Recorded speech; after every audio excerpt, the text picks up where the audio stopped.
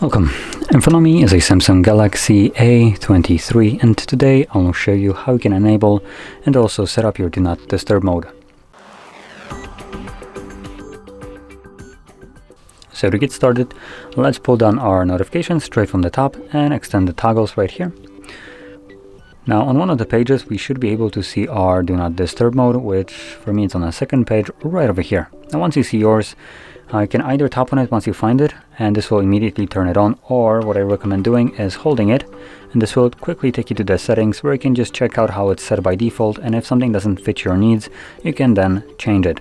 And as you can see, probably some of the more important options right here would be things like calls, messages, and conversations.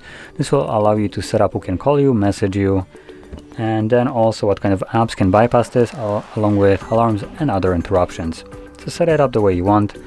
Additionally, you also have a schedule, so if you're planning to set up a schedule, you can do it right here and just enable it from here with this check mark. That's all you need to do to use that. But for manual use, meaning whenever you just want to use it like at random times, then once it's set up once, you don't have to go back there, and whenever you want to toggle it on, just simply tap on it. And that's it.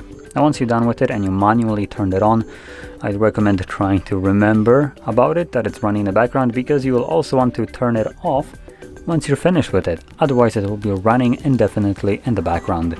So whatever you selected that for the settings, who can call you or message you, those will be basically permanently on as long as the mode is enabled.